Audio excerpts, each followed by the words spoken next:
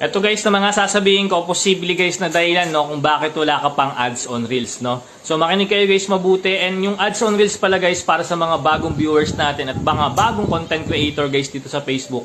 Binibigay lang po yan guys ni Facebook. No? Kumbaga ini-invite lang tayo, kaya wala pa yan guys sa monetization tools nyo at hindi nyo po yan guys makikita. So makikita nyo lang yan guys once na ma-invite na po kayo dito. So unang dahilan guys no, kung bakit wala pa tayong ads on Reels no. Unang-una, hindi tayo guys nag-a-upload palagi. Dapat guys nag-a-upload tayo palagi kahit isang video man lang sa isang araw, no? Para makita guys ni Facebook na active tayo sa pagiging content creator dito. And pangalawa guys, dapat makipag-engage din po tayo sa mga kapwa nating content creator na kung saan guys yung mga nakikita nating video dapat guys pinapanood natin, nilalike natin, nagko-comment tayo at sinishare din natin. So, pwede rin guys makita ni Facebook na maganda yung engagement nyo. And may invite po kayo guys, no? So, dito guys sa pag-i-invite or pagkakaroon ng ads on Reels, hindi po yan guys basta-basta, no? Kailangan guys binibigyan din po natin ng effort yan. Dahil nga hindi yan basta-basta binibigay guys ni